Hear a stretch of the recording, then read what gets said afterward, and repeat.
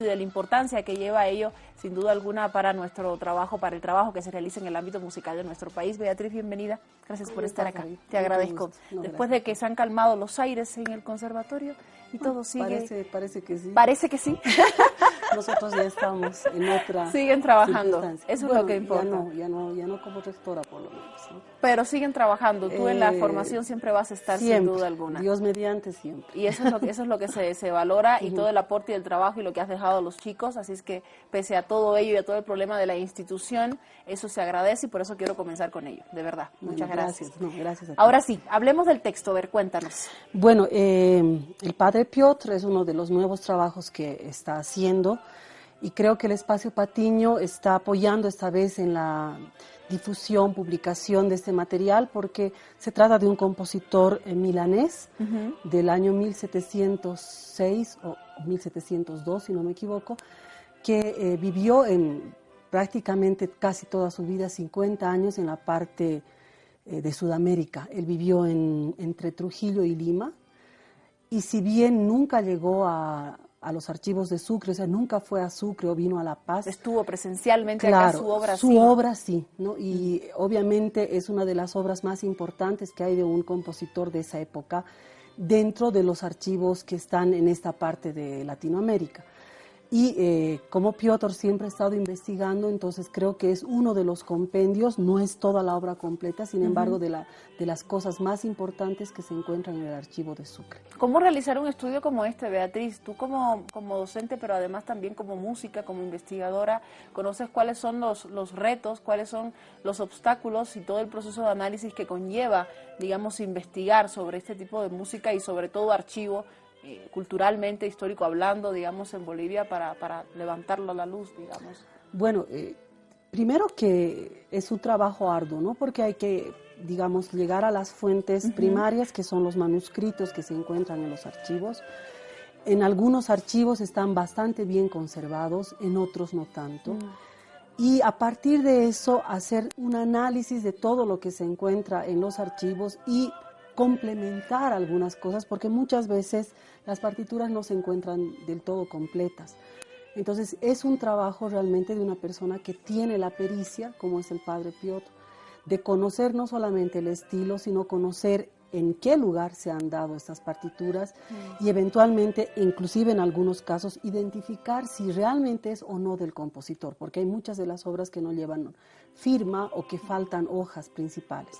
El musicólogo lo que hace es, al margen de transcribir de las partichelas, que la mayoría pueden estar en escritura actual, pero como no pueden estar en escritura actual, pero son manuscritas, entonces obviamente ahí hay un trabajo, hasta complementar algunas partes que falten, ¿no? O sea, pueda que, digamos, se suponga que hay un violín, pero no necesariamente se encuentran las partichelas de violín, entonces el musicólogo lo que hace es, a partir de la partitura principal, ir completando la partitura original y presentar ya una obra acabada con todas las correcciones que se deberían hacer, pero también, como en este caso, con un montón de datos que dan para la interpretación de la obra, ¿no? Entonces eso es muy importante porque esta es una obra muy bien hecha, ya que cada obra tiene algunas anotaciones y observaciones hechas por el musicólogo en función a las partichelas encontradas. Se convierte prácticamente en una obra comentada, en la medida en que el investigador, el musicólogo, puede agregar ciertos elementos epocales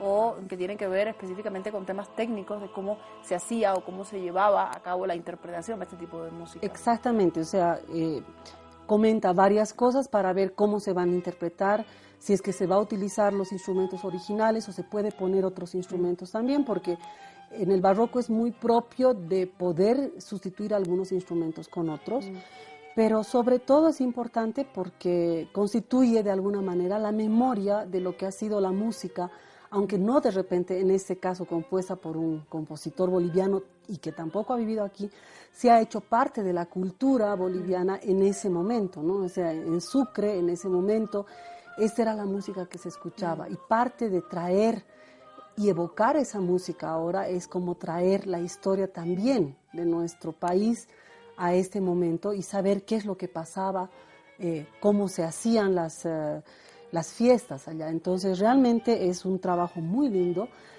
Y es un trabajo muy lindo porque nosotros podemos de alguna manera, en algunos casos, estrenar algunas obras, en otros casos ver una visión un poco diferente, musicológica, pero somos los privilegiados en poder dar a luz esta música, lo que normalmente viene más bien del otro lado de Europa, sí, ¿no? Viene desde otros espacios. Y bueno, tomando en cuenta, decías tú, lo que llegó, es decir, la obra de él que llegó a Bolivia, es bien interesante porque en esa época, hoy las fronteras y los pasaportes y las líneas de entre un país y otro también influyen a veces en dividir inclusive manifestaciones culturales, pero en esa época no era tan fuerte esa necesidad de división cultural entre dos territorios que estaban tan cercanos.